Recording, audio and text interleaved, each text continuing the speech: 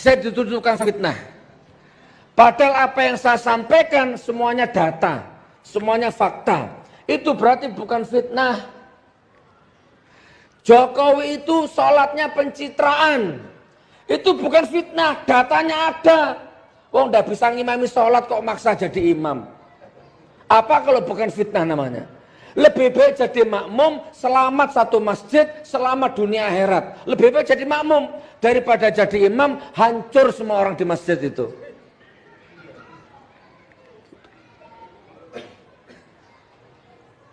Siapa yang pernah lihat Pak Prabowo ngimami? Gak pernah. Karena Pak Prabowo nggak berani ngimami. Saya tuh nggak bisa kalau ngimami. Ada yang jauh lebih fasih. Silahkan urusan imam, saya nggak berani. Ini wilayah sholat, saya nggak berani main-main. Kalau perang sama saya boleh, tapi kalau sholat saya nggak mau. Maka serahkan kepada ahlinya. Raja Salman aja nggak pernah ngimami sholat.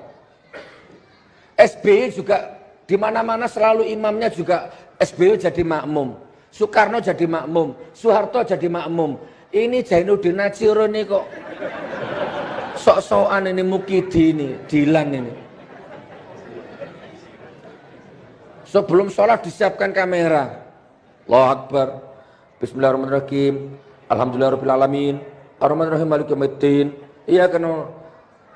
Salah-salah bacaannya ya kok ngimami. Ditegur sama orang. Ditegur sama kroni-kroninya itu. Pak Jokowi, bacaannya salah. Oh ya sudah kalau gitu besok ngimami jangan sholat maghrib. Selain maghrib aja kalau gitu.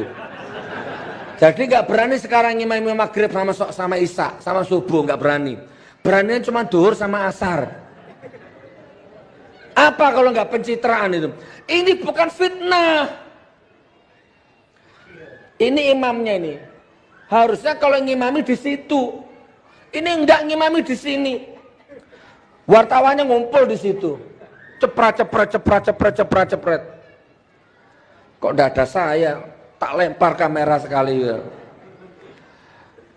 Enggak boleh dibuat main-main sholat ini, saudaraku. Ini bukan fitnah.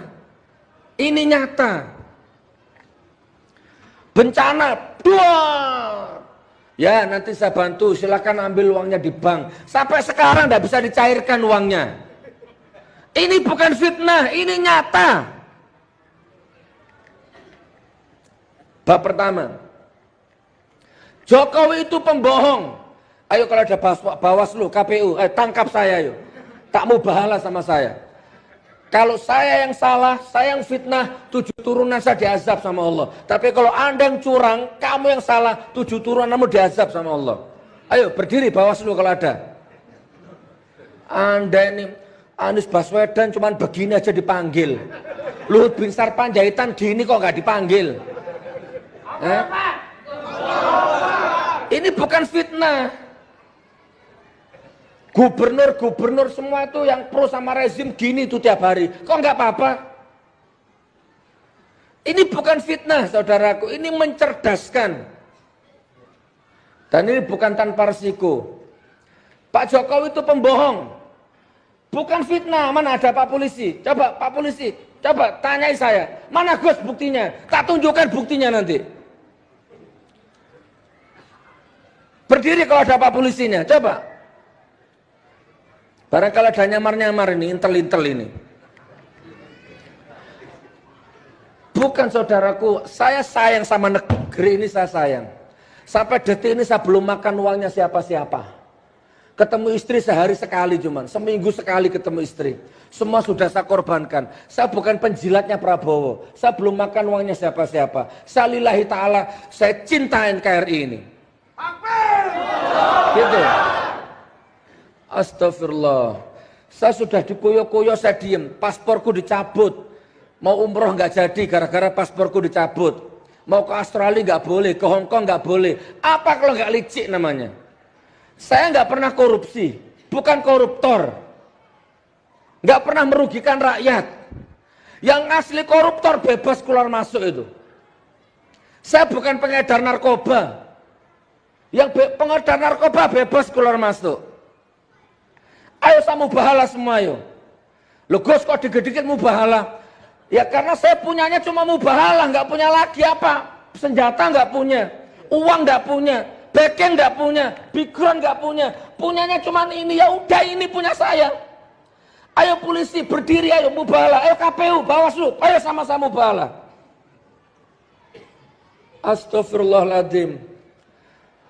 Tadi siang saya ceramah 4 masjid digagalkan di sini. Di 3 masjid. 4. Yang keempat baru bisa. Oh yang kelima. Loh coba. 4 masjid menggagalkan. Bukan masjidnya yang menggagalkan.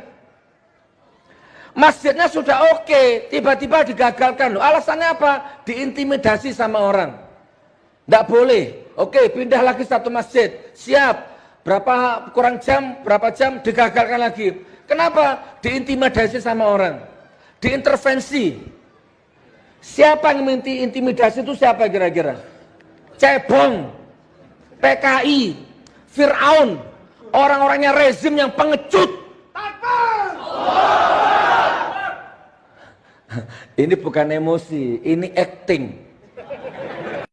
Mau tanya Ustaz, apa hukum mengucapkan laknatullah pada tokoh-tokoh jahat yang belum meninggal? Seperti Presiden Syria Bashar Assad. Ya. Taib, ahsanallahu ilaikum. Tentu pertama kita doakan insya Allah, bukan cuma kakak antum, tapi seluruh muslimin dan muslimat di seluruh pelosok dunia. Kita yakin Allah SWT sekarang sedang melihat kita, karena memang Dia maha melihat, maha mendengar. Dan kita memohon dengan namanya Allah yang paling agung, yang kalau dipanggil dengan nama itu Allah, maka secara otomatis Dia akan terima doa-doa dan Dia akan mengampuni dosa-dosa, agar menyembuhkan kakak antum ini, kakak penanya tadi, dan seluruh muslimin yang sedang tertimpa sakit, dan juga seluruh orang yang sedang terlilit utang, insya Allah dilunasi utang-utangnya. Hukum mengucapkan laknatullah boleh, semoga Allah melaknat kalau orang itu layak mendapatkan laknat. Semua orang yang telah melakukan perbuatan yang melampaui batas dan sudah sampai padanya kebenaran boleh dilaknat. Ini syaratnya ya, tapi tidak boleh laknat sama sembarangan orang. Nggak boleh karena tetangga kita orang non muslim, kita belum pernah dakwain lalu kita mengatakan semoga Allah melaknatnya. Itu nggak tepat. Tapi kalau kita sudah, dia sering mengganggu kaum muslimin, kita sudah coba ingatin, kita udah kasih buku, udah diingatin macam-macam, ternyata dia lisannya tajam, bahkan dia banyak memerangi muslimin, maka kita boleh mengatakan semoga Allah melaknat. Laknat itu artinya kita mendoakan agar berkah hidupnya diangkat, ya, berkah hidupnya diangkat.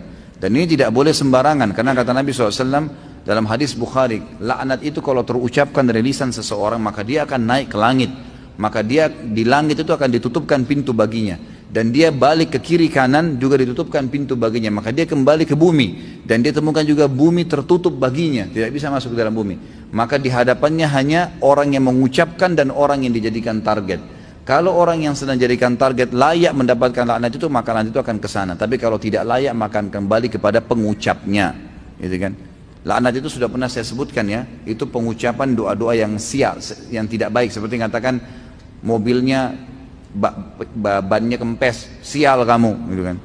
Atau diucapin ke pasangannya atau kepada anaknya. Dan ini yang dikatakan oleh Nabi SAW, jangan kalian ucapkan kata-kata yang tidak baik untuk diri kalian, keluarga kalian dan harta kalian, karena bisa saja malaikat lewat dan mengaminkannya, maka terjadilah, gitu kan. Jadi ini yang dimaksud dengan laknat tadi. Jadi kita boleh saja kalau kita ucapkan. Kalau kayak Bashar memang yang sudah layak diucapkan.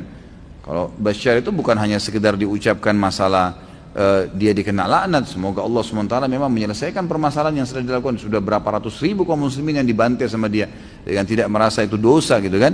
Orang seperti ini sudah sangat luar biasa ini. Kalau yang saya tahu para ulama sudah membolehkan mengucapkan doa-doa yang seperti itu.